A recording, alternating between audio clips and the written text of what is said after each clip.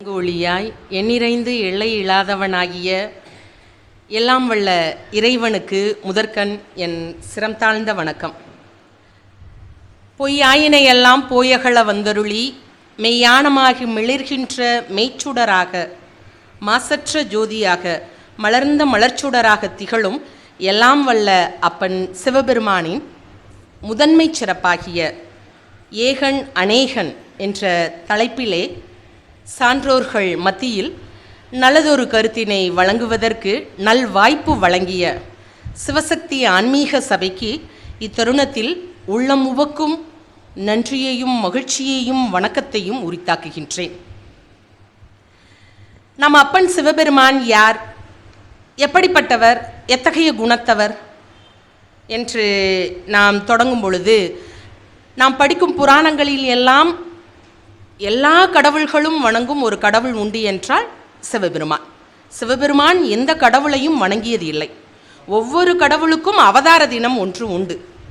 முருகன் என்றால் வைகாசி விசாகம், ராமன் என்றால் ராமநவமி, கிருஷ்ணன் என்றால் ஆவணி ரோஹிணி.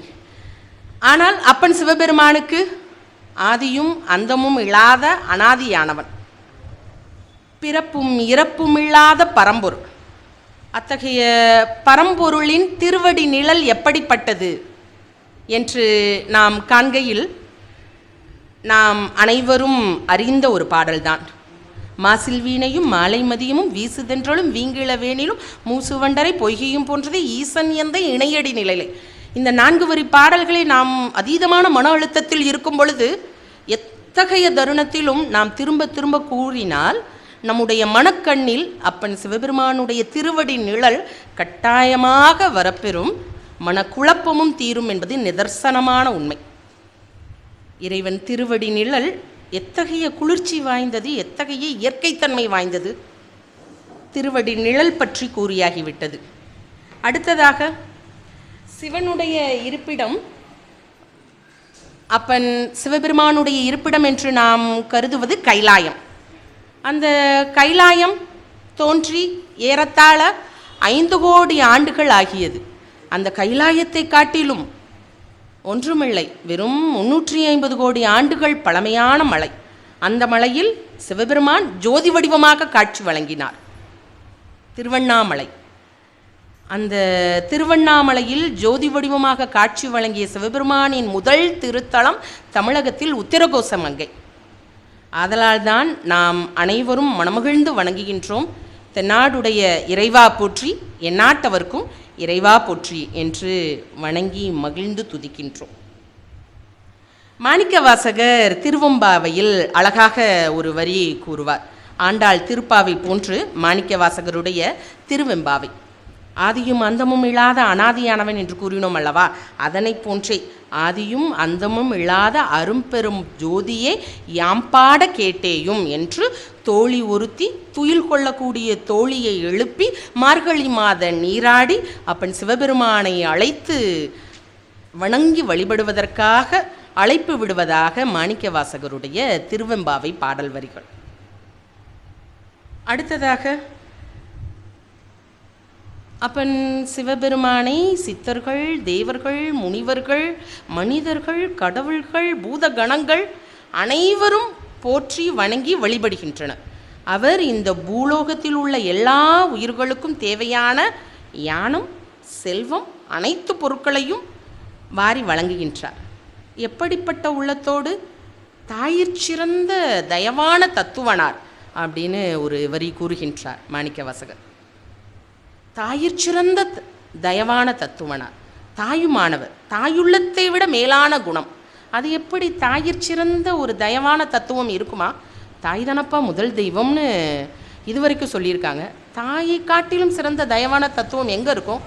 ஏன்னா பெத்த அம்மா கூட ஒரு சில நேரங்களில் ஒரு சில இடங்களில் தன்னுடைய குழந்தையை பார்த்து சொல்லக்கூடும், ஏனப்பா என்னை இந்த பாடுபடுத்துகின்றாய், என்னால் உன்னை கட்டி வாழ இயலவே இல்லையப்பா என்று மனம் நொந்து கூற இயலுமாம். ஆனால் சிவபெருமான் எந்த ஒரு கட்டத்திலும் நாம் எடுத்த எத்தனை பிறவி எடுத்தாலும், எத்தனை பிறவியிலும் பல்வேறு பாவங்கள் செய்தாலும் வழிவகுத்து கொடுப்பவர். ஆதலால் தான் இந்த இடத்தில் மாணிக்க வாசகர் தாயிற் சிறந்த தயவான தத்துவனே என்று வழங்குகிறார். ஆதலால் தான் நாமும் மகாதேவர் தேவாதி தேவன் என்று வணங்கி வழிபடுகின்றோம். இந்த மகாதேவர் தேவாதி தேவன் எப்படி நம் உள்ளத்தில் ஆட்கொள்கின்றார்? இந்த உலகத்தில் மக்கள் ஒரு சிவவாக்கியர் பாடல் ஜோதி டிவிலலாம் நம்ம அருமையாக கேட்டிருப்போம். மண்கலத்தையும் வச்சுருந்தாங்க, வெண்கலத்தையும் வச்சுருக்காங்க. உடஞ்சி போச்சுன்னா உடனே என்ன செய்கிறாங்க? வைத்து பார்க்கக்கூடிய மக்கள் இருக்கின்றார்கள். ஆனால் நம் களம் கவிழ்ந்தால் நாருமென்று போடுவார். இந்த பாடல் கேட்டு இருப்பீர்கள். மண்கலம் கவிழ்ந்தபோது வைத்து அடுக்குவார், வெண்கலம் கவிழ்ந்தபோது வேணுமென்று பேணுவார், நம் களம் கவிழ்ந்தபோது நாருமென்று போடுவார். என் கலந்து நின்ற மாயம் என்ன மாயம் ஈசனே, என்னப்பா உன்னுடைய மாயம், எப்பேற்பட்ட ஒரு மாயாஜாலம், எப்பேற்பட்ட ஆதியும் அந்தமும் இல்லாத அனாதியானவன், வெறும் நாற்றம் எடுத்த உடம்பு, இந்த உடம்புக்குள்ள என் அப்பன் சிவபெருமான் உள்ளே வந்து இருக்கின்றார். மண்கலத்தையும் வெண்கலத்தையும் போற்றி பாராட்டுகின்ற உலகத்தில் நாற்றம் எடுத்த உடம்பிற்குள் என் கலந்து நின்ற மாயம் என்ன மாயம் ஈசனே, சிவவாக்கியாருடைய பாடல். அப்படிப்பட்ட சிவன் எப்படிப்பட்டவர், எத்தகைய தன்மை உடையவர்? அன்பே சிவம், சிவமே அன்பு, சிவம்தான் அன்பு, அன்புதான் சிவம். திருமூலர். இந்த பாடலும் நாம் அறிந்தது தான். அன்பும் சிவமும் இரண்டு என்பார் அறிவிலார், அன்பே சிவமாவது யாரும் அறிகிலார், அன்பே சிவமாவது ஆரும் அறிந்த பின் அன்பே சிவமாய் அமர்ந்திருந்தாரே. ஆக சிவன் எப்படிப்பட்டவர், நம் உள்ளத்தில் எப்படி இருக்கின்றார் என்ற ஒரு முறைமைகளை கூறினோம். அடுத்ததாக இந்த பாடலும் நாம் அறிந்த பாடலே. உள்ளம் பெருங்கோயில் ஊனுடம்பு ஆலயம் கள்ளப்புலனைந்தும் காளாமணி விளக்கே என்று முடியும். இந்த முதல் தொடக்கம் உள்ளம் பெருங்கோயில் ஊனுடம்பு ஆலயம், வள்ளல் பிரானாருக்கு வாய் கோபுரவாசல், தெள்ளத் தெளிந்தாருக்கு சீவன் சிவலிங்கம், கள்ளப்புலனைந்தும் காளாமணி விளக்கே. திருமூலருடைய திருமந்திரம். 4 வரி. இப்போ நம்ம இங்கே எல்லாம் உட்கார்ந்துருக்கோம்னா சீவன் சிவலிங்கமாக இருக்கின்றோம் என்கின்ற எப்பேற்பட்ட வரிகள். நாற்றமெடுத்த உடம்பு, இந்த நாற்றமெடுத்த உடம்பிலிருந்து இருக்கக்கூடிய சீவன் சிவலிங்கம். முதலில் எப்படிப்பட்டவர்? உள்ளம் பெருங்கோயில். நம்முடைய உள்ளம் எப்படிப்பட்டது? பெருங்கோயிலாம். கோயிலுக்குள்ள இதெல்லாம் தேவையில்லை, இதெல்லாம் ஒதுக்க தகுந்தது, இது இப்படித்தான் இருக்க வேண்டும் என்ற வரையறை வைத்திருப்போம். ஆக உள்ளத்தில் தீய குணங்கள் இருக்கக்கூடாது. உள்ளம் பெருங்கோயில். ஊனுடம்பு ஆலயம், இது உடம்பிற்கு ஏற்றது அல்ல, இதை நீக்கிவிடு, இதை ஒதுக்கித்தள்ளு என்கின்ற எண்ணத்தோடு ஆலயத்திற்குள்ள சில நெறிமுறைகள் உண்டு, சில கோட்பாடுகள் உண்டு. ஆக உள்ளம் பெருங்கோயில் ஊனுடம்பு ஆலயம். அடுத்து ஒரு வரி திருமூலர் திருமந்திரத்தில் வைக்கின்றார், அருமையான வரி. உள்ளம் பெருங்கோயில் ஊனுடம்பு ஆலயம் வள்ளல் பிரானாருக்கு வாய் கோபுரவாசல். நான் ஏற்கனவே சொன்னேன் பார்த்தீங்களா, நாற்றம் எடுத்த உடம்பு என்று. இந்த உடம்பிலிருந்து வெளியேறக்கூடிய அனைத்துமே நாற்றமுடையதாக தான் இருக்குமா. ஆனால் ஒன்றை தவிர, வள்ளல் பிரானாருக்கு வாய் கோபுரவாசல். இந்த வாயிலிருந்து வெளியேறக்கூடிய சொற்கள் எதிரே உள்ளவர்களுடைய மனதை நல்வழிப்படுத்தும் என்றால், புன்னகை செய்விக்கும் என்றால், அது நல்லதொரு முறைமை. அதுதான் வள்ளல் பிரானாருக்கு வாய் கோபுரவாசல். அப்போ வள்ளல்களாக இருக்கக்கூடிய சிவனடியார்களுக்கு வாய் கோபுரவாசல், வள்ளல் பிரானாருக்கு வாய் கோபுரவாசல். அது என்னப்பா? தெள்ளத் தெளிந்தாருக்கு சீவன் சிவலிங்கம். நம்ம தெள்ளத் தெளிவாக இருக்கோம், உள்ள சீவன் சிவலிங்கம். நம்ம ஜீவன் சிவலிங்கம் எப்படி? நாள் என் செய்யும், கோள் என் செய்யும், வினைதான் என் செய்யும், என்னை நாடி வந்த கொடுங்கூற்று என் செய்யும் என்று தெள்ளத் தெளிவாக இருக்கக்கூடிய நபர்களுக்கு சீவனே சிவலிங்கம். நம் உள்ளத்தில் இருக்கக்கூடிய சீவனே சிவலிங்கம். நாம் மறைந்த பின்மன் நம்மை சவம் என்று கூறினாலும் சிவம் உடன் வரும். தெள்ளத் தெளிந்தாருக்கு சீவன் சிவலிங்கம். கள்ளப்புலனைந்தும் காளாமணி விளக்கு. இந்த ஐம்புலன்களும் எந்த நேரத்தில் எந்த தீய செயல்களை செய்யலாம் என்று இட்டுக்கட்டி ஓடுகின்றதா, அதனை இழுத்து வைத்து சீவன் சிவலிங்கம் காளாமணி விளக்கு என்று மொழி பொருந்திய விளக்காக செயல்படக்கூடியது. திருமூலர் திருமந்திரம் ஒரு உடம்பிற்குள் எத்தகைய முறைமை இருக்க வேண்டும் என்று வரையறுக்கக்கூடிய பாகுபாடு மிக சிறப்பிற்குரியது. அடுத்ததாக, இதுவரையிலும் அப்பன் சிவபெருமான் ஏகன் அநேகனாக திகழக்கூடியவர், ஆதியும் அந்தமும் இல்லாத அனாதியானவன், நம் உள்ளத்தில் உடலில் சீவன் சிவலிங்கமாக இருக்கக்கூடியவர் என்கின்ற பொருளில் கண்டோம். ஏகன் அநேகனுடைய சிறப்பு, ஏகன் அநேகன் என்று தலைப்பு வைத்தோம் அல்லவா? பொருள் ஏகன் அநேகன் என்று பார்த்தோம் என்றால், மாணிக்கவாசகர் கூறுகின்றார். ஏகன் ஒருவன், தாங்கள் அறியாதது அல்ல. ஏகன் என்றால் ஒருவன், அநேகன் என்றால் அனைத்துமே, ஒன்றுக்கு மேற்பட்டவன். எப்படி? நாம் வணங்கக்கூடிய இறைவன் ஒருவனா? பல்வேறு வடிவங்கள் வைத்திருக்கின்றோம். நமக்கிடையே கேட்டோம்னா வணங்கக்கூடிய தெய்வங்கள் எத்தனை என்றால் நாம் ஒரு வரிசைப்படுத்தி விடுவோம். அதில் சூரியன், சந்திரன், மரம், செடி, கொடி, மலை, அது மட்டும் அல்லாமல் பிராணிகள், விலங்குகள் அனைத்தையும் கூறிவிடுவோம். நவீன வழிபாடுகளில் இணைந்திருக்கக்கூடிய சித்தராகிய சாய்பாபா வழிபாடு வரைக்கும் நம்முடைய கடவுள்கள் இத்தனை என்று பாகுபாடு செய்து விடுவோம். ஆனால் இறைவன் ஒருவன், அவனே அநேகனாக இருக்கின்றான். எப்படி? பரம்பொருள் ஒருவன். அந்த பரம்பொருள் இருந்து, அவருடைய அருளில் இருந்து பிரிந்தது தான் இந்த தெய்வங்கள் என்று கூறுகின்றன. அப்போ நமக்கு ஒரு வினா வரும், பிள்ளையார், முருகன் இவங்கள்லாம் யார்? அப்போ இறைவன், இறைவி, முருகன், விநாயகர் ஒரு குடும்பம் இல்லையா? இவங்கெல்லாம் யார்? இவங்களெல்லாம் எங்கே சேர்க்க அப்படிங்கிற ஒரு வினா வரும்.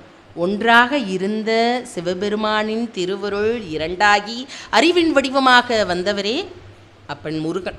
ஒன்றாக இருந்த சிவபெருமானின் திருவருள் இரண்டாகி ஓசையின் வடிவமாக, ஓங்கார வடிவமாக வெளிவந்த உருவமே விநாயகர் வடிவம். ஆக இவ்வுலகில் பரம்பொருள் ஒன்றே. அந்த பரம்பொருளின் அருள்தான் நாம் வணங்கக்கூடிய தெய்வங்களின் வடிவங்கள். அதுவே ஏகன் அநேகன். அடுத்ததாக நாம் இந்த சைவ சித்தாந்த சாஸ்திரம், சிவஞான சாத்திரி என்கின்ற நூல்களும் இத்தகைய கருத்தையே தான் முன்மொழிகின்றது. சைவத்தில் ஒரே ஒரு இறைவன், அப்பன் சிவபெருமான், பரம்பொருள். அடுத்ததாக விவேகானந்தர் சிகாகோ உரையில் அருமையாக எடுத்துரைப்பார். இறைவன் எப்படிப்பட்டவன்? இறைவன் தன்னலமற்றவன், கருணையானவன், இறைவன் ஒப்பற்றவன், இறைவன் ஒருவனே. அவன் எனக்கு தந்தையானவன், தாயுமானவன், நண்பனானவன், எம் ஆற்றல் அனைத்துமானவன், எனக்கு முழுமையான வலிமையை தரக்கூடியவன் என்று சிகாகோ உரையில் விவேகானந்தர் இறைவனை பற்றி எடுத்துரைக்கின்றார். அந்த வகையில் மற்றும் ஒரு வினா நமக்கு வள்ளலார் எடுத்துரைப்பார். இறைவன் என்பவர் இயற்கையோ செயற்கையோ? இப்போ இறைவன்கிறது இயற்கையா செயற்கையாப்பா, எனக்கு புரியலப்பா அப்படிங்கிற மாதிரி வினா கொடுக்குறார். கட்டாயமாக இறைவன், சரி, இறைவன் இயற்கையா செயற்கையாங்கிறதுக்கு முன்னாடி, இயற்கைனா இயற்கைக்கு ஆதியும் இல்லை அந்தமும் இல்லை, அனாதி. ஆக அப்பன் சிவபெருமான் பரம்பொருள். இயற்கையே இறைவன் பரம்பொருள், ஆதியும் இல்லாது அனாதியாக அந்தமுமில்லாது திகழக்கூடியவன். அந்த பரம்பொருளின் அருள் வடிவங்களை நாம் வணங்கக்கூடிய பிற இறை உருவ வடிவங்கள் என்றே கூறலாம். எந்த இடத்திலும் எந்த உயிரிலும் இருக்கக்கூடிய கடவுள் ஒன்றே. அவருடைய அருள்தான் பல வடிவங்களாக நாம் கண்டு மகிழ்ந்து வணங்கி வருகின்றோம். ஆக ஏகன் அநேகன் என்கின்ற முறைமையில் பல்வேறு கருத்துக்கள் கூறினோம். இன்னும் ஒரு எளிமையாக 2 கருத்துக்கள் கூறினால், வானத்தில் சூரியன் என்கின்ற பரம்பொருள் காட்சியளிக்கின்றது. நாம் இங்கிருந்து பார்க்கும் பொழுது சூரியன் என்கின்ற ஒற்றை சூரியன் நமக்கு பரம்பொருளாக காட்சியளிக்கின்றது. அதே சூரியனை பூலோகத்தில் குடம் நிறைய நீரை வைத்து வரிசையாக வைத்தால் ஒவ்வொரு குடத்திலும் ஒவ்வொரு சூரியன். அதை போன்று பரம்பொருளின் அருள் வடிவமே இது. ஒரு குடும்பத்தில் விஸ்வநாதன் என்கின்ற ஒரு நபர் ஒருவர் இருந்தால், அந்த நபர் தன்னுடைய தந்தைக்கு மகனாக இருப்பார், தன்னுடைய குழந்தைக்கு அப்பாவாக இருப்பார், தன்னுடைய மனைவிக்கு கணவனாக இருக்கின்றார், தன்னுடைய உடன் பிறந்த சகோதரிக்கு நல்ல ஒரு உற்ற சகோதரனாக இருக்கின்றார். விஸ்வநாதன் என்கின்ற நபர் ஒருவர் தான், ஆனால் அவருடைய வடிவங்கள் தான் பல. பரம்பொருள் ஒன்றே. அவருடைய அருள் வடிவங்களை தான் நாம் பல்வேறு வடிவங்களாக வைத்து வணங்கி போற்றி வழிபட்டு வருகின்றோம். அந்த வகையில் பக்தியின் 3 பண்புகள், ஏகன் அநேகன் என்று கூறினோம் அல்லவா? சிவபெருமானை வணங்கக்கூடிய பக்தியின் முறைமைகள் 3 பண்புகள் என. பக்திங்கிறது எப்படி இருக்கணும்? இன்றைக்கெல்லாம் பக்திக்கு ரொம்ப வரைவிலக்கணம் கொடுக்க வேண்டிய ஒரு காலகட்டத்தில் தான் இருக்கும். ரொம்ப ஒரு மனமகிழ்ச்சியாக இருக்குது. இத்துணை சபையில் ஒரே ஒரு சிறார் கூட்டம் இருப்பது, அந்த குழந்தையை பார்க்க பார்க்க அதீத ஒரு மனமகிழ்ச்சி. அழைத்து வந்த பெரியோர்களுக்கு சிரம் தாழ்ந்த நன்றி. பக்தி எப்படி இருக்க வேண்டும்? அத்தகைய சிறப்பு உடையது.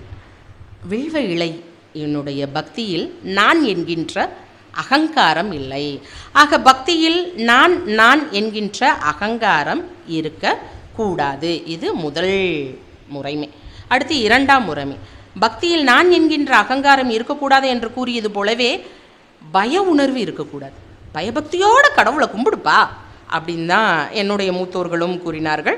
உங்களுடைய மூத்தோர்களும் இந்த சொல் வழக்கு உண்டு. பயபக்தி வேணுமப்பா வாழ்க்கையில். ஆனால் இன்றைக்கி என்ன சொல்கிறாங்கன்னா, இன்றைக்கி இல்லை என்றுமே சொல்லக்கூடிய கருத்து, பக்தியில் பயம் இருக்கக்கூடாது. எப்படி வணங்க வேண்டும்? பக்தியில் பயபக்தி இருக்கக்கூடாது என்றால் அதற்கும் இதனை போன்று ஒரு சிறு நிகழ்வு.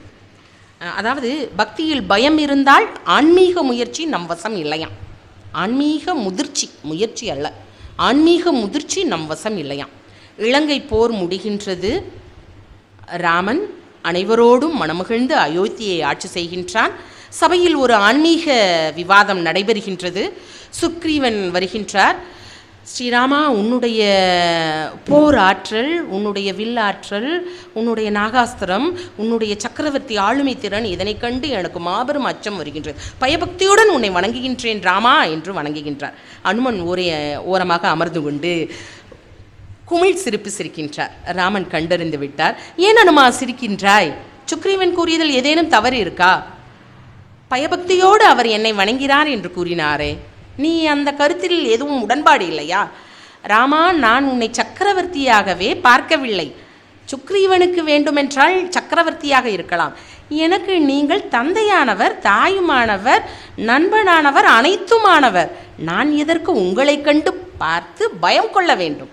பயம் இல்லையா? ஆக தூய அன்பு இருக்கிறதா? அப்பொழுதும் ராமனுக்கு மனமகிழ்ச்சி, ஆனாலும் ஒரு சிறு அச்சம், ஒரு சிறு வினா கேட்கின்றார் அனுமனை நோக்கி. அப்படி என்றால் அனுமா, நீ என்னை பார்த்து பயப்பட்டதே இல்லை. நான் உன்னை ஏதேனும் ஒரு விஷயத்தில் தண்டித்தால் நீ கோபம் கொள்ளவே மாட்டாயா?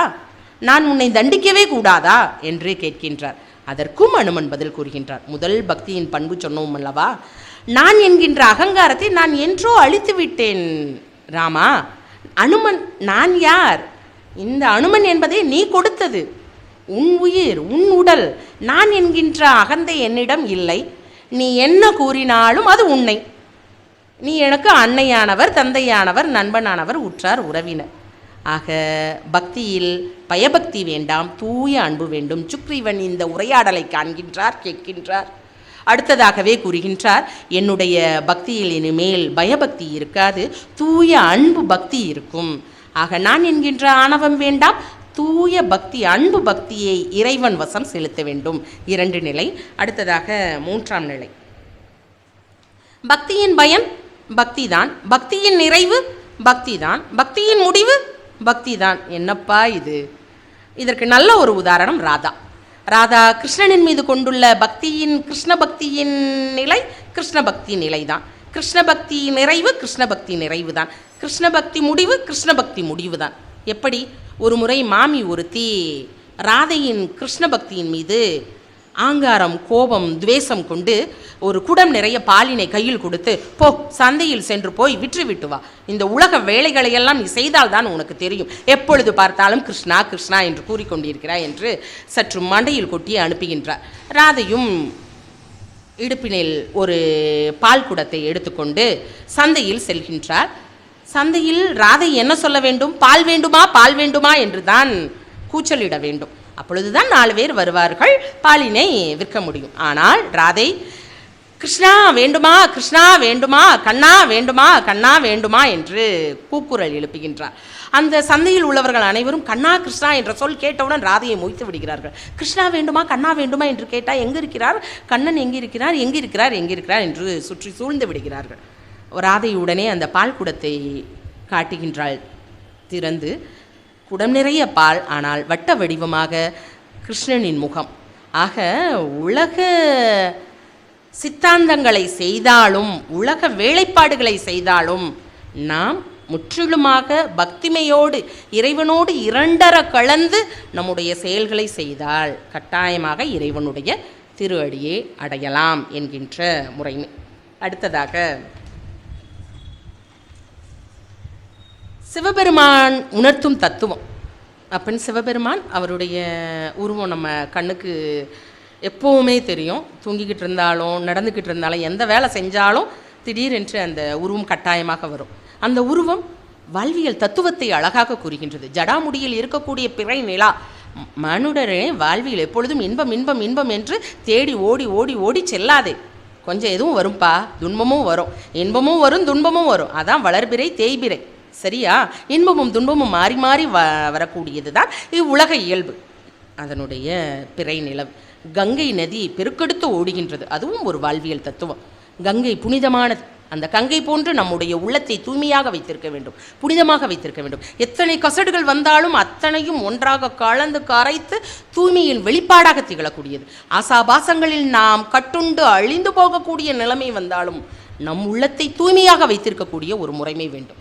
2. அடுத்து 3ஆவதாக அவர் அணிந்திருக்கக்கூடிய புலித்தோல்.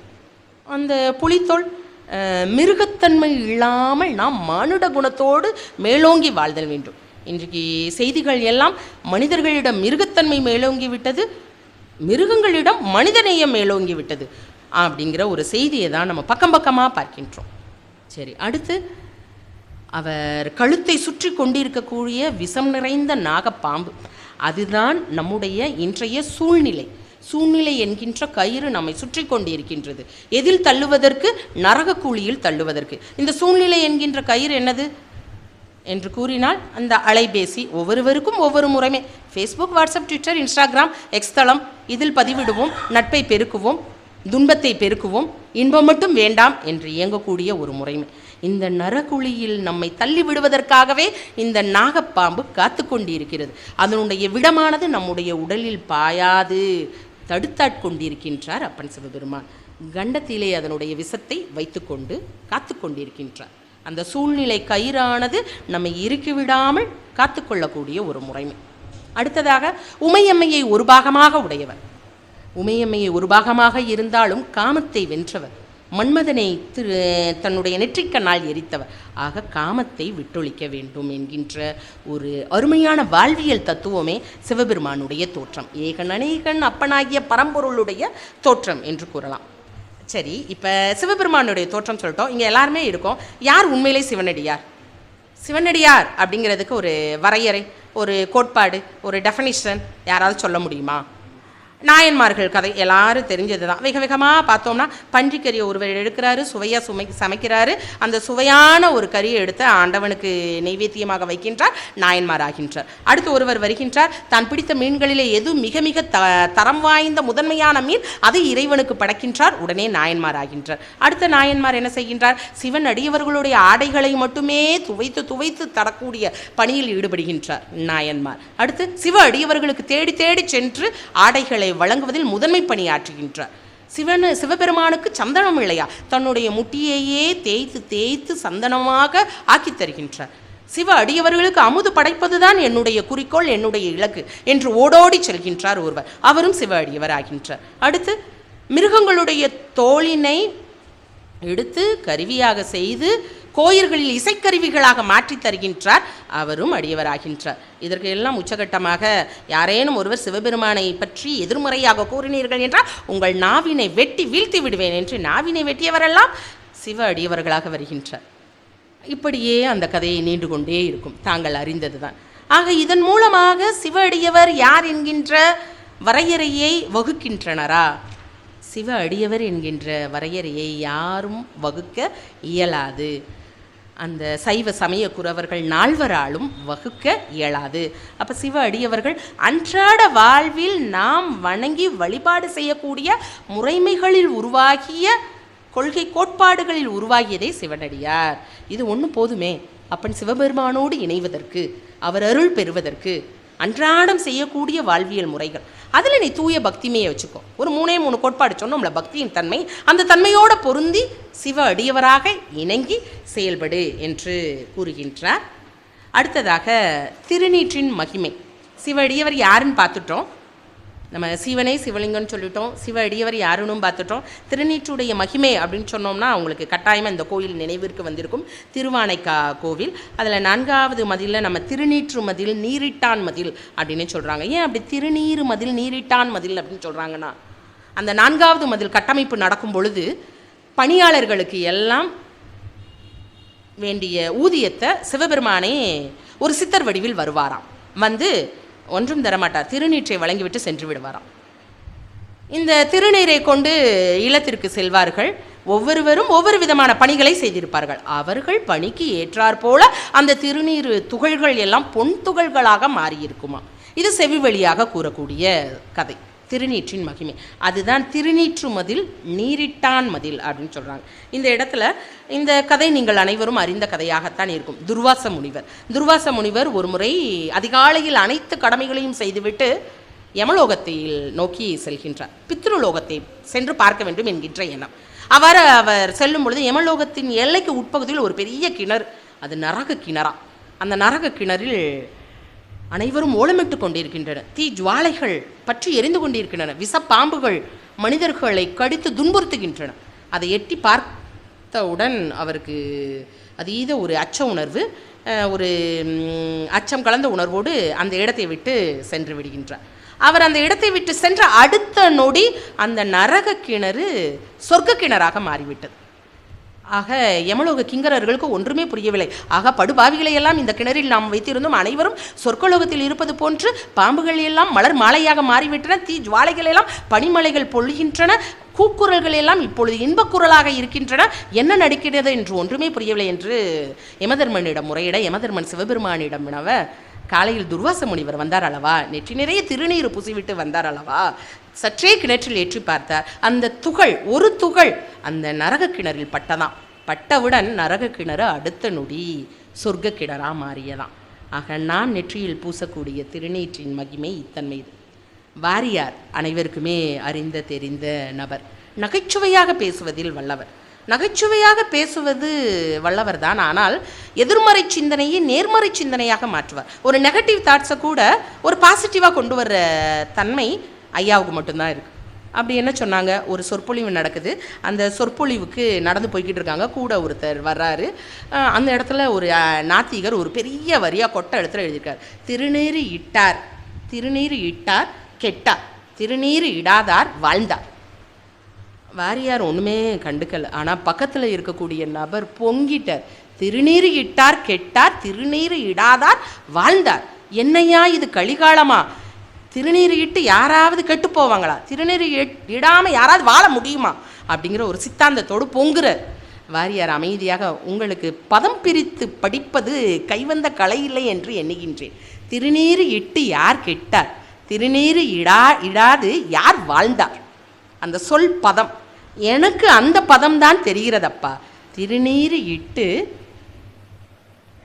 யார் மகிழ்ச்சி, திருநீறு இட்டு யார் கெட்டார், திருநீறு இடாது யார் வாழ்ந்தார். சுற்றி சுற்றி வாரியார் அருமையாக எதிர்மறை சிந்தனையும் அந்த இடத்தில் நேர்மறை சிந்தனையாக வைத்தார். திருநீற்றின் மகிமை இத்தகையது. இறை நாம மகிமை. அடுத்ததாக திருநீறு மகிமை கூறினோம். அடுத்ததாக இறை நாமத்தின் மகிமை. அவனருளால் அவன் தாழ் வணங்கி என்கின்ற சித்தாந்தத்தை மாணிக்கவாசகர் கூறினார். அந்த இறை நாமம் எப்படிப்பட்டது? இறைவனை காட்டிலும் இறை நாமம் பல மடங்கு பலம் வாய்ந்ததாம். அதற்கும் ஒரு செவிவெளி செய்திகள், புராண கதைகள் தான். ராமாயண போர் நடக்கின்றது, கடலிலே கல்லை தூக்கி தூக்கி எறிகிறார்கள். இதுவும் நீங்கள் கேட்ட கதையாகத்தான் இருக்கலாம். ஆகவே வேகமாக நாம் சொல்லலாம். கல்லில் ராமநாமத்தை எழுதி எழுதி வானரர்கள் அனைவரும் தூக்கி தூக்கி எறிகிறார்கள். என்னே ஒரு ஆச்சரியம், கல் என்ன செய்யவில்லை, கடலில் மூழ்கவே இல்லை. இதை பார்த்து கொண்டே இருந்த ராமனுக்கு ஒரு சின்ன சந்தேகம், அது எப்படிப்பா இத்தாம்பரிய கடலுக்குள்ளே இத்தாம்பரிய கல் மூழ்க மாட்டேது. அப்படியே சற்று தூரம் தள்ளி சென்று ஒரு சின்ன கல்லை எடுத்துக்கொண்டு கடலில் தூக்கி எறிகின்றார். கல் உடனே அடுத்த நொடி உள்ளே போயிடுச்சு. அது அதனோட இயல்பு. ராமனுக்கு ரொம்ப மன வருத்தமாக இருக்குது. எல்லாரும் கல்லை என்ன செய்கிறாங்க, தூக்கி தூக்கி போடுறாங்க, மிதக்குது. என்னுடைய கல் சின்ன கல் தான் போட்டேன், அது இப்படி மூழ்கிருச்சு. தூரத்துலேருந்து அனுமன் சிரிச்சுக்கிட்டே இருக்கார். அதை பார்த்து, அனுமா நான் செஞ்சதை நீ பார்த்துட்டியா? உடனே அனுமர் சொல்கின்றார், அங்கு மிதக்கக்கூடிய கற்களில் ராமநாமம் எழுதப்பட்ட கற்கள், ராமநாமத்தை எழுதப்பட்ட கற்கள் எங்கேனும் ஒரு சாளரத்தில் மூழ்குமா? ஆகவே அது மோட்சம் பெறப்பட்ட கற்கள். உங்கள் கையில் இருந்து விடுபட்டு கீழே விழுந்த கல் கட்டாயமாக கடலில் மூழ்கும், இல்லற சாளரத்தில் மூழ்கி தவிக்கும். இந்த உயிர் இறை நாமத்தை நாம் பற்றி கொள்ள வேண்டும் என்பதற்காக கூறப்பட்ட ஒரு கதை. இந்த இடத்தில் சிறு குழந்தைகள் இருப்பதால், ஒரு 2 குழந்தைங்க இருக்காங்க, அதனால் திடீர்னு ஒரு கதை. ஒரு ஊரில் ஒரு நாத்திகன்னா கடவுளை வழிபட மாட்டேன்னு இருக்கக்கூடியவங்க, வீண் பிடிவாதம் பிடிக்கக்கூடிய நபர்கள் அப்படின்னு வச்சுக்கிடுவோம். ஆடி மாத திருவிழா, எங்கே திரும்பினாலும் ஒரே ரேடியோவில் அலற விடுறாப்புல அம்மா வாழ்கன்னு ஒரே பாடல். இதை கேட்ட நாத்திகருக்கு அதீத கோவம். ஏன்பா இப்படி ஒரு நாய்ஸ் பொல்யூஷன் அப்படிங்கிற ஒரு எண்ணத்தோட சித்தாந்தத்தோட டிப்டாப்பாக ஒரு நபர் வராரு, இப்படியெல்லாம் கொடுக்காதீங்க, சுற்றுச்சூழலை மாசுபடுத்தாதீங்க அப்படின்னு சொல்கிறாப்புல. அங்கே இருந்த ஒரு பெரியவர் வேகமாக வராரு. வேகமாக வந்து, அப்பா இறை நாமத்தை பழிக்காத, இறைவனை விட இறை நாமம் பலமானது, அது உனக்கு தெரியவில்லை. உடனே அவர் ரொம்ப கோவப்படுறாரு. ஏப்பா எனக்கு இப்போ ரொம்ப வயிறு பசிக்குது, இறை நாமத்தை சொன்னால் சாப்பாடு வந்துருமா, எனக்கு சொல்லுங்கள், எனக்கு பதில் வேணும் அப்படிங்கிறார். உடனே அந்த முதியவர் மெதுவாக கூறுகின்றார், அன்பாக கூறுகிறார், பண்பாக கூறுகிறார்.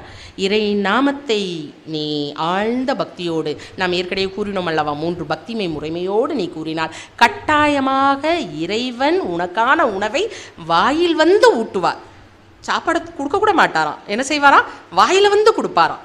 அது எப்படிப்பா வாயில் வந்து கொடுக்க முடியும் அப்படிங்கிற ஒரு எண்ணம் அவருக்கு வந்துருச்சு. உடனே ஊரோட ஒதுக்குப்புறத்தில் போய், காட்டுக்குள்ளே போய் ஒரு மரத்தோட உச்சியில் உட்காந்து நாமத்தை சொல்ல ஆரம்பிச்சிட்டார்.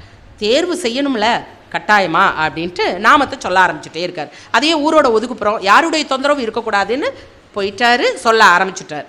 நடு இரவு பொழுதாகுது. வழிபோக்கிற ஒருவர் வராரு, சோத்து மூட்டையை தூக்கிட்டு வராரு. வந்தவருக்கு ரொம்ப உடல் அசதி, வேகமாக சாப்பிட்றாரு. சாப்பிட்ட களைப்பு, அந்த மரத்தின் அடியிலேயே தூங்குறாரு. வேகமாக கிளம்ப வேண்டும் என்ற எண்ணத்தில் சோத்து மூட்டையும் வச்சுட்டு போயிட்டார். அதோட முடியலை கதை. இறைவன் வந்து வாய்க்குள்ளே ஊட்டணும், அதுதான் டீலிங். அப்போ சோத்து மூட்டையை வச்சுட்டு போயிட்டார். இரவு பொழுதை தாண்டிய ஒரு நடுநிசி ஜாமத்தில் அந்த ஊரை கொள்ளையடிக்க வந்த கொள்ளையர் கூட்டம் வருகின்றது.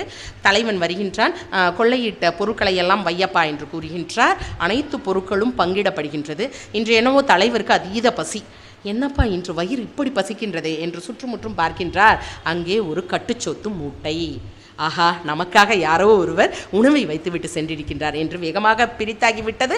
ஒரு வாயை எடுத்து வைக்கும் பொழுது திடீரென்று ஒரு சந்தேகம். இந்த சாப்பாட்டில் ஏதோ ஒரு விஷம் கலந்துருக்கிறாங்க, இந்த ஊருக்காரை எங்கேயோ உட்காந்து எனக்கு விஷம் கலந்த சாப்பாடை கொடுக்க தயாராக இருக்கான். சுற்றி முற்றிலும் பார்க்குறாப்புல தலைவன் கண்ணில் படவே இல்லை. ரொம்ப ஒரு மன வருத்தத்தோடு சாப்பிடவா வேண்டாமா அப்படின்னு யோசித்துக்கிட்டே இருக்கும்போது சற்றே அண்ணாந்து பார்க்கின்றார். இலை மர ஓரத்தில் நம்முடைய நாத்திக அன்பர் அமர்ந்திருக்கின்றார். பிடுறா, அவனை பிடிச்சி முட்டிங்கால போடு, கையை கெட்டு, நான் சாகணும்னு எனக்கு சாப்பாடு இல்லை, நீ விஷம் கலந்துருக்கியா, இந்தா சாப்பிடு, வாயத்தர, உன்னை பேசவே விடமாட்டேன். வாயில் எடுத்து எடுத்து எடுத்து ஒன்றுமில்ல, சார்ந்து அப்புறம் மாதிரியே அப்பியாச்சு. அந்த அன்பர் 2 கண்களும் கண்ணீர் மல்க கூறுகின்றார், இறை நாமம் பலமானது, இறை நாமம் கூறுவோம். இறை நாமத்தின் பலம் சொல்லில் அடங்காது. சரவண பவ ரவண பவச வனபவசர நபவசரவ பவசரவண வசரவணப. எவ்வளவு ஒரு அருமையான ஒரு மந்திரம். சிவைய நமய நம சிவம சிவையன வய நமசி நம ஸ்ரீவய. இந்த நாமங்களை நம்முடைய குழந்தைகளுக்கு கற்றுக் கொடுப்போம். ஆனால் இன்றைக்கி உள்ள குழந்தைகள் சென்சி ரொம்ப ரொம்ப அருமையாக இருக்காங்க. இப்படிங்கிறதுக்குள்ளே நாம் கடினப்பட்டு படித்ததை அந்த குழந்தைகள் ஒரு வரியில் படித்துட்டு போகிறாங்க. ஒரே ஒரு முறை சொல்லிக் கொடுங்கள், அந்த குழந்தைகள் 1000 முறை பல தலைமுறைகளுக்கு சொல்லிக் கொடுப்பார்கள். நாம் வேண்டுமென்றால் பல தலைமுறைகளுக்கு சொல்லிக் கொடுக்க யோசிப்போம், அச்சப்படுவோம், செய்யவா வேண்டாமா என்ற சிந்தனை இருக்கும். ஆனால் அந்த குழந்தைகளுக்கு இருக்காது. இறை நாமத்தின் மகிமை இத்தகையது. அடுத்ததாக இறை நாமத்தின் மகிமையை தொடர்ந்து நிறைவாக அந்த இறை நாமம் என்கின்ற கூறும் பொழுது சிவைய நம என்கின்ற 5 எழுத்து பஞ்சாட்சர மந்திரம், இதுவும் சிவவாக்கியார் பாடல் ஒன்று வரும். 5 எழுத்தில் பிறந்து 5 எழுத்தில் வளர்ந்து 5 எழுத்தை ஓதுகின்ற பஞ்சபூத பாவிகால், 5 எழுத்தில் ஓரெழுத்து அறிந்து கூற வள்ளரேல், அஞ்சல் அஞ்சல் என்று நாதன் அம்பலத்தில் ஆடுமே. 5 எழுத்து அந்த மந்திரத்தை நீங்கள் இறை நாமத்தின் மகிமையை கூறினீர்கள் என்றால் அஞ்சவே பட வேண்டாம் அப்படின்னு சொல்கிறாங்க. அந்த சிவைய நம, அதனுடைய பொருள் சி என்றால் சிவம், அவர்தான் ஆதி மூல கடவுள். வா என்றால் திருவருள், இறைவனுடைய அருள் சக்தி. யா என்றால் நாம தான், ஆன்மா. யா என்பது நாம். அடுத்து ந திரைத்தாமலம், அதாவது மறைப்பாற்றல். நம்ம கண்ணு முன்னாடி நிலையற்றதெல்லாம் நிலையானதுன்னு நினச்சிக்கிட்டு இருக்கோம் பார்த்தீங்களா, அதுதான் ந. அப்பம்மா மும்மலம் ஆணவம் கண்மம் மாயை அதனுடைய முழுமையான அழுக்கு. இந்த மந்திரத்தை உணர்ந்து நாம் கூறினோம் என்றால், இறை நாமத்தை கூறினோம் என்றால் இறைவனின் அருள், ஏகன் அநேகனுடைய அருள் கட்டாயம். இந்த பகுதியில் நிறைவு செய்தியாக ஒரு சில கருத்துக்கள். ஆன்ம விடுதலை. நாம் இங்கே இப்படி கூடி இருக்கோம்னா ஆன்ம விடுதலை வேண்டும். அது என்ன ஆன்ம விடுதலை? இன்றைக்கி இந்த உலகத்தில் எல்லாருமே பணம், பதவி, பொருள், ஆசை அதை நோக்கி தொடரோட்டத்தில் ஓடிக்கொண்டே இருக்கின்றோம். ஒன்றை மட்டும் மறந்து விடுகின்றோம். நிம்மதி என்பதை மறந்துவிட்டு எனக்கு பணம் வேண்டும், பதவி வேண்டும், பொருள் வேண்டும் என்கின்ற ஏதோ ஒரு ஆசையில் ஓடிக்கொண்டே இருக்கின்றோம். மாளிகை இருந்தாலும் கண்ணில் ஒரு துளி தூக்கம் இல்லை என்றால் மாளிகையால் பயனில்லை. மேஜை நிறைய அறுசுவை உணவு இருந்தாலும் வயிற்றில் ஒரு பொட்டு பசி இருந்தாலும் அந்த உணவை பார்த்து கொண்டே இருக்க வேண்டியது தான். ஆக ஆன்மீக விடுதலையில் நாம் என்ன செய்ய வேண்டும்? நாம் காணக்கூடிய இன்பங்கள் எல்லாம் தற்காலிகமானவை, நிலையான இன்பம் அல்ல. மோட்சக்கதியை நோக்கி நாம் செல்ல வேண்டுமா? அது என்னது மோட்சக்கதி? மோட்சம்னா என்ன முதல்ல அப்படின்னு சொன்னோம்னா ரொம்ப எளிமையாக சொல்கிறார் ராமானுஜர். பிறப்பு இறப்பு சுழற்சியிலிருந்து விடுபட்டு இறைவனுடைய திருவடியை அடைவது. போதுமாப்பா, இந்த பிறவி போதும், அடுத்த பிறவியில் நான் இப்படி வருவேன் அப்படிங்கிற சித்தாந்தம்லாம் வேண்டாம். பிறப்பு இறப்பு சுழற்சியிலிருந்து இறைவனுடைய திருவடியை அடைவது. ராமானுஜர் ஒரு முறை தன்னுடைய சீடர்களுக்கு மோட்சத்தை பற்றி வகுப்பெடுத்து கொண்டிருக்கின்றார். அந்த பகுதியை கடந்து ஒரு மோர்க்காரி சென்று கொண்டிருக்கின்றார். மோர் வேணுமா மோர் வேணுமான்னு கேட்டுகிட்டே போகிறாங்க. உடனே ராமானுஜர் அமைதியாக தன்னுடைய சீடர்களுக்கு பாடம் எடுத்து கொண்டிருக்கலாம். மோர்க்காரியை அழைக்கின்றார். பாடம் இன்று மோட்சம். அப்போ டெமோ கிளாஸ் வேண்டாமா? மோர்க்காரியை அழைக்கின்றார்.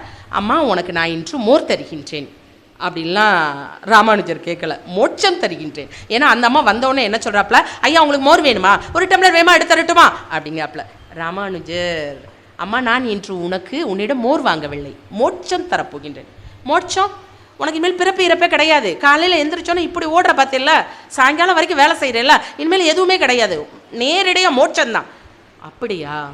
இன்றைக்கி காலையில் தான் எங்கள் வீட்டில் ஒரு பசுமாடு கண்ணுக்குட்டி போட்டிருக்கு, அது நல்லா இருக்கணும், நான் வாங்கிட்டு வர மோர் எல்லாமே விற்று போயிடணும், என் குழந்தை குட்டி நல்லா இருக்கும், என்னுடைய கணவன் நல்ல ஒரு ஆயுளோடு இருக்கணும், இதுதான் என் ஆசை, இது மட்டும் போதும், எனக்கு மோட்சமெல்லாம் வேண்டாம் அப்படின்னு சொல்லிட்டு அந்த அம்மா, அப்போ உங்களுக்கு மோர் வேண்டாம் என்னையா அப்படின்ட்டு மோர் எடுத்துகிட்டு போயிடுச்சு.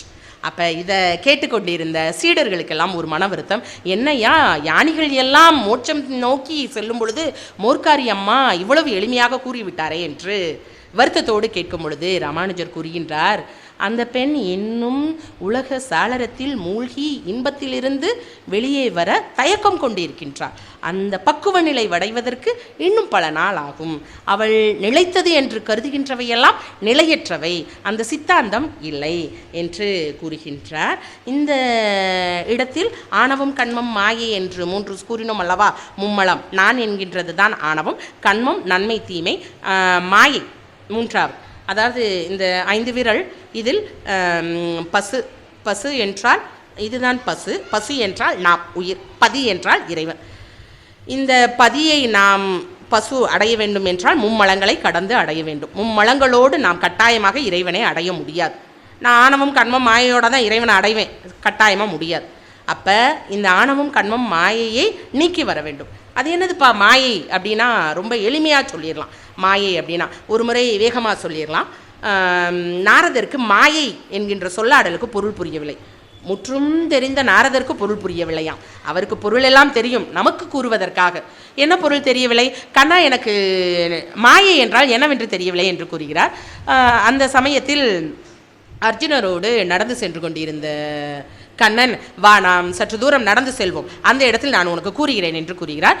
நேரம் ஆக ஆக தார்பாலைவனத்தை நோக்கி சென்று விட்டார்கள். கண்ணனுக்கு அதீத தாகம்.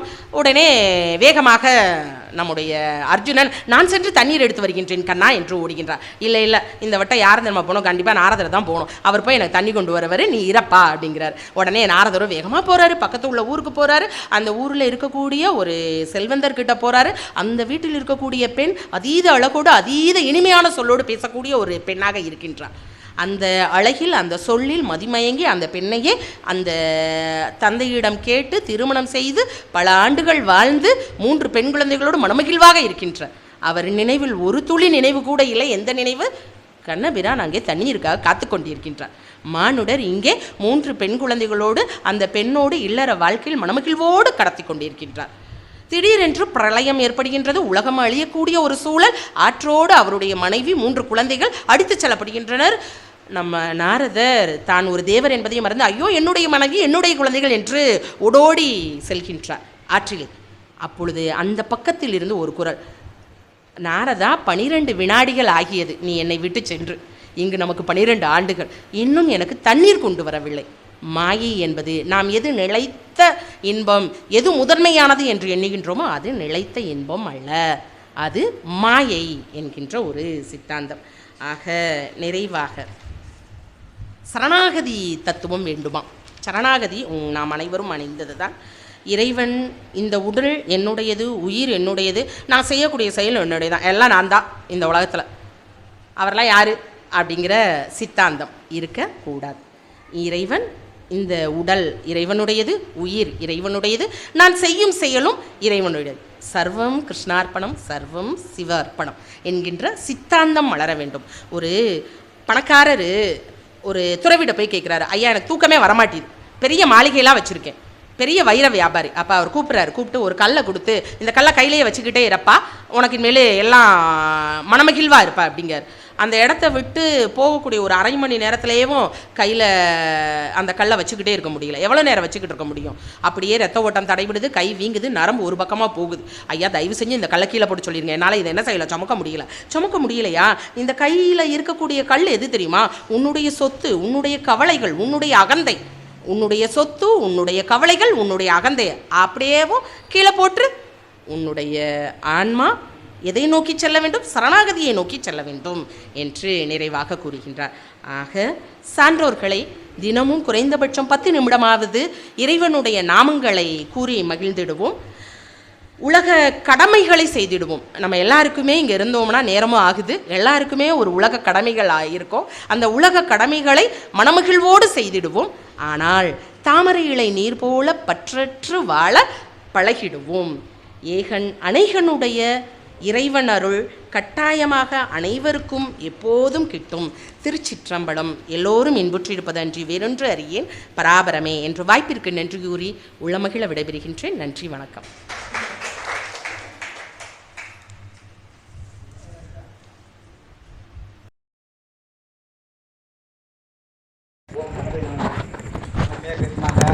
அது ஒரு விவரம் சொன்னாங்க. பக்திங்கிறது வியாபார நோக்கத்தோடு இருக்கக்கூடாதுன்னு. அதை பற்றி ஒரு சின்ன ஒரு கதை தான் சொல்ல போகிறேன். அந்த கதை ஏற்கனவே சாருக்கெலாம் தெரியும், ரோட்டரி கிளப்பில் சொன்ன கதை தான். ஒரு 5 நிமிஷம் கொஞ்சம் கேளுங்க. ஒரு சிறுவன் சின்ன வயசுலேயே அவங்க அம்மா அப்பாலாம் இழந்துட்டான். அவனுக்கு ஆதரவு அவங்க சொந்தக்காரங்க தான் ஆதரவு. அவனை படிக்க வைக்கிறாங்க. அரசாங்க பள்ளிக்கூடத்தில் தான், கவர்மெண்ட் ஸ்கூலில் தான் படிக்க வைக்கிறாங்க. ஏன்னா அவங்களோட சத்து அவ்வளோதான். அந்த படிக்கிற காலத்தில் அவனுக்கு கோவில் போகணும், சாமி முன்னு சொல்லி கொடுக்குறதுக்கு ஆள் இல்லை.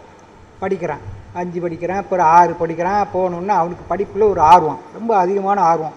மேற்கொண்டு நம்ம இப்போ கவர்மெண்ட் ஸ்கூலில் படிக்க வச்சிட்றாங்க, நம்ம காலேஜ் போகணும்னா நம்ம எப்படி படிக்கிறது, இவங்க படிக்க வைப்பாங்களோ இல்லையா தெரியல அப்படின்னு சொல்லிட்டு என்ன செய்கிறான், 6, 7 போகும்போதே பார்ட் டைம் வேலை பார்க்குறான். இந்த பேப்பர் போடுறது என்னென்ன வேலை, அவன் கொஞ்சம் கொஞ்சமாக கொஞ்சம் சேர்த்து காலேஜ் போகிறாங்க. அப்புறம் படிப்பு முடித்தோடனே அந்த காலத்தில் SSLC முடிச்சுட்டு தன்னார்வல் மூலமாகவும் இவன் கொஞ்சம் சம்பாத்தியம் பண்ண வச்சு காலேஜுக்கும் போயிடுறான். போய் ஒரு 20 வருஷத்தில் எல்லாமே முடித்து பேங்கில் வேலை கிடச்சிருது. அந்த வேலை அவனுக்கு ஒரு பட்டிக்காட்டூரில் பிரான்ச்சில் போட்டுறாங்க. அங்கே ஒருத்தன் பேங்கில் லோன் வாங்கியிருக்கான், மாடு வாங்கியிருக்கான், லோன் வாங்கியிருக்கான். அவன் எப்படின்னா கரெக்டாக அந்த டியூ டேட்டில் தான் காலையில் பேங்க் திறந்தோன்னே பணத்தை கட்டிடுவான். நாள் தவறாது. அவன் தான் பொறுப்பு. அப்போ கேட்குறான், இன்னையா ஒரு நாள் கூட தவறாமல் இவ்வளோ கரெக்டாக கட்டிடுறீங்களே அப்படின்னு. அப்போ அவன் சொல்கிறான், இல்லை என்னை நம்பி நீங்கள் லோன் கொடுத்துருக்கீங்க, அவனோட ப்ராப்பர்ட்டி வச்சு அவன் கொடுத்துருக்காங்க, அவன் வெள்ளேந்தி என்னை நம்பி கொடுத்துருக்கீங்க, அப்போ நான் உங்களுக்கு நான் கரெக்டாக நடக்கணுங்களா அப்படின்னு. ஓகே. அதுக்கப்புறம் கொஞ்ச நாள் கழித்து டியூ கட்டும்போது கூட மகளை கூப்பிட்டு வரேன். கூப்பிட்டு வந்தேன். நான் கேட்குறேன், ஐயா யார் அப்படின்னு. படிப்பு முடிச்சிட்டா, மகா சும்மா தானே இருக்கா, இன்றைக்கி பேங்க் கூப்பிட்டு வந்தேன் அப்படின்னு. அப்படியா, சரி ரைட்டு, அடுத்து என்ன செய்ய போகிறா அப்படின்னு. அவனுக்குன்னு முறப்பையன் இருக்கான்ல, கல்யாணம் பண்ணி வச்சிட வேண்டியதான் அப்படின்னு. என்னங்க மேற்கொண்டு படிக்க வைக்கலையா அப்படின்னு. அப்போ அவளை பார்க்குறேன். அவள் சொல்கிறான், அண்ணா நீங்கள் சொல்லுங்கண்ணா, நம்ம கொண்டு படிக்க வைக்க நீங்கள் சொல்லுங்கண்ணா அப்படின்னா. உடனே நான் சொல்கிறேன், ஐயா அவள் படிக்க வைக்கலாம் இல்லையா, படித்தா அவளோட வாழ்க்கை அவளே பார்த்து இது பண்ணிக்கூடாது இல்லையா அப்படின்னு சொல்கிறேன். அட நீங்கள் என்ன படிக்க வைக்கணும்னா நிறையா செலவாகும்ல, ரூபாய்க்கு எங்கே போக அப்படிங்கிறேன். நீங்கள் படிக்க வைக்கிறேன்னு மட்டும் சொல்லுங்க, பேங்கில் நான் லோன் வாங்கி தரேன் அப்படிங்கிறேன். உடனே அவளுக்கு அண்ணா ரொம்ப நன்றிண்ணா, நீங்கள் எப்படியா அப்பாட்ட சொல்லி என்னை படிக்க வச்சுருங்கண்ணா அப்படிங்கிறான். ஓகே. அடுத்து அவனுக்கு அவனே அவனுக்கு சரின்றான். அவனே ஃபார்ம்லாம் ஃபில்லப் பண்ணி கையெழுத்து வாங்கி அவங்களோட ஹெட் ஆஃபீஸ்க்கு அனுப்பி வைக்கிறான். அப்போட மேனேஜர் கேட்குறாரு, என்ன எதுக்கு சார் நீங்கள் இவ்வளோ ரிஸ்க் எடுக்கிறீங்க அப்படின்னு. இல்லை படிக்கணுங்கிற நானும் கஷ்டப்பட்டு படித்து வந்தேன், படிக்கணும்னு ஒரு பிள்ளைக்கு நம்ம ஹெல்ப் பண்ணுறாங்களா அப்படிங்கிறக்காக இது பண்ணுறான். அது பேங்கில் ரிஜெக்ட் ஆகிருந்துருச்சு. இது சியூரிட்டி கையெழுத்து போடணும் அப்படின்னு.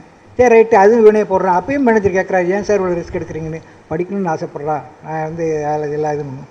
அப்போ அந்த போனது மறுபடியும் இது பண்ணிட்டாங்க, ரிஜெக்ட் ஆகிடுச்சு. என்னென்னா அதே பேங்கில் வேலை ஆக்கிற போடக்கூடாது, வேறு யாராவது போடணும் அப்படின்னு. உடனே அவனோட ஃப்ரெண்டை கூப்பிட்டு போட சொல்கிறான். அப்போயும் மேனேஜர் கேட்குறேன், ஏன் எவ்வளோ ரிஸ்க் எடுக்கிறீங்கன்னு. படிக்கணும்னு சொல்லிட்டா, நான் படிக்க வைப்பேன் அப்படின்னு. சரி ரைட்டு. அவள் படித்து நல்ல வேலைக்கு போகிறான். வேலைக்கு போனால் கடந்த எல்லாம் கட்டி கடனெல்லாம் அடைச்சிட்டான். அடைச்சி வேலைக்கு போன இடத்துல அவங்க கேஸ்ட் ஆளே ஒரு பையன் அங்கே வேலை பார்க்குறான்.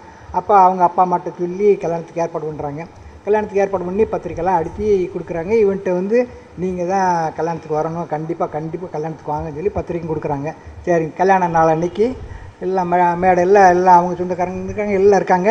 இவன் முன்வரிசையில் உட்காந்துருக்கான். தாலி கட்டுற நேரம் வருது. அப்போ அந்த பிள்ளை அப்பாவை கூப்பிட்றான். அப்பா அந்த அண்ணனை கூப்பிடுங்க அப்படின்னு. என்னம்மா வரும், அந்த அண்ணன் கையால் எனக்கு தாலி எடுத்து கொடுக்க சொல்லுங்க அப்படின்னு. உடனே சரிம்மா அப்படின்னு கூப்பிட்டு சொல்கிறாங்க. அப்பா அவன் யோசிக்கிறான், நான் கல்யாணம் ஆகாதவன், பெரியவங்க எத்தனை பேர் இருக்குங்க, வாழ்ந்து அனுபவிச்சவங்க, நீங்கள் பார்த்து எடுத்து கொடுங்க அப்படின்னு.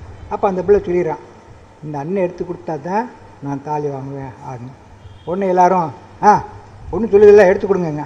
அப்போ அப்படியே யோசிக்கிறான், என்ன தம்பி யோசிக்கிறீங்க, உங்கள் எந்த சாமி பிடிக்குமோ அந்த சாமியை நினச்சிட்டு எடுத்து கொடுங்க, அந்த சாமியை கும்பிட்டு எடுத்து கொடுங்க அப்படின்னு. அவனே எந்த சாமியுமே கும்பிட்டு இல்லை, கோயிலுக்கும் போனதில்லை, எந்த சாமியுமே கும்பிட்டு இல்லை, மலைச்சு நிற்கிறான். உங்கள் இஷ்ட தெய்வம் ஏதோ நினச்சிட்டு கொடுங்க அப்படிங்க. அப்போ அவன் யோசிக்கிறான், ஒன்றுமே நினைக்கல, இறைவா இந்த பிள்ளை நல்லா வாழ்வாங்க வாழணும், வேறு ஒன்றும் இல்லை, இறைவா இந்த பிள்ளை வாழ்வாங்க வாழணும்னு மனசு நினச்சிட்டு எடுத்து கொடுக்குறான். கல்யாணம் நடக்குது. அவங்க 2 பேரும் வேலை பார்த்து நல்ல நல்ல முன்னேற்றம், ஸ்டெப்பாக போஸ்டிங் கூடி அவங்களே இப்போ கம்பெனி ஆரம்பிக்கிறாங்க. அதுக்கு நிறைய பிரான்ச்சு நாளும் பொழுதும் ஓடுது. அவங்க மகன் இருந்து அவனு வளர்ந்த கல்யாணங்க, இவனுக்கு நிறைய பிரான்ச்சு மாறி போயிடுது. கடைசி இவனு ரிட்டையர் ஆகி இவன் ஒரு இடத்துக்கு செட்டில் ஆகிடுறான், அவங்களும் ஒரு இடத்துல இதாக இருக்காங்க. ஒரு நாள் இவனுக்கு அந்த பொண்ணு ஃபோன் பண்ணுறான், அண்ணா நீங்கள் உங்கள் வீட்டு இதை அட்ரஸை எனக்கு அனுப்புங்க, மேப் போட்டு எனக்கு அனுப்புங்க, நான் அடுத்த வாரம் உங்கள் ஊருக்கு வரேன், உங்களை பார்க்க வரேன்னு மேப் போட்டு அனுப்புகிறாங்க. கரெக்டாக அந்த தேதியில் வந்துடுறான். வந்தோடனே இவா வீட்டுக்காரரு மகன் மருமக எல்லோரும் வராங்க. பொண்ணு வந்தோடனே எல்லாம் பரஸ்பரம் இது பண்ணோடனே தட்டெடுத்து அதில் பத்திரிக்கை, ஸ்வீட் பாக்ஸு எல்லாம் ஸ்வீட்டெல்லாம் வச்சு, என் பேச்சா கல்யாணம் அண்ணா, எனக்கு நீங்கள் தாலி எடுத்து கொடுத்தீங்கள, அதே மாதிரி என் பேச்சா கல்யாணத்துக்கு நீங்கள் தான் தாலி எடுத்து கொடுங்க, மாப்பிள்ளை இந்த ஊர் தான், இங்கே வச்சு என் கல்யாணம் முடிக்கிறேன், அதில் நீங்கள் தான் என் பேச்சாக்கு தாலி எடுத்து கொடுக்கணுங்க. அப்போ அவன் நினச்சி பார்க்குறான், அவள் கல்யாணத்துக்கு என்ன நினச்சி சாமிட்டோம், எதுவுமே நினைக்கல. அவனுக்கு காளியம்மாளும் தெரியாது, மாரியம்மாளும் தெரியாது, கருப்பு சாமியும் தெரியாது, சுடல் மடசாமியும் தெரியாது, சிவருமானும் தெரியாது, கிருஷ்ணரும் தெரியாது, யாருமே தெரியாது. அவனுக்கு தெரிஞ்சாலும் அந்த இறைவன் ஒருத்தன் தான். அதை நினச்சி பார்க்குறான். நம்ம அந்த ஊர்னு அவனுக்கு எதுவுமே நினைக்கல, வியாபார நோக்கமே கிடையாது, ஒரே நினைப்பு, இந்த பிள்ளை வாழ்வாங்க வாழணும், இன்றைக்கி அவள் பேச்சாக்கு நம்ம எடுத்து கொடுக்குறோம் அப்படிங்கும் போது அவனுக்கு அந்த ஒரு நினைப்பு தான். அதாவது எது சொல்லுறேன்னா, அநேகன் கிடையாது, ஏகன் தான். அநேகன் ஏகன் தான். அதுதான் எனக்கு சொல்லும்போது அவன் வியாபார நோக்கத்தோடு கும்பிடல, இந்த பிள்ளை நல்லா இருக்கணும்னு ஒரு இதோட கும்பிட்டான். அதே மாதிரி நல்லபடியாக நடந்துச்சு. அதில் வியாபார நோக்கம் வேண்டாம், ஒரே மனசு அடுத்தவங்க நல்லா இருக்கணும் அப்படின்னு நினச்சி நம்ம சாமிட்டோம்னா கண்டிப்பாக நடக்கும். அநேகன் ஏகன்.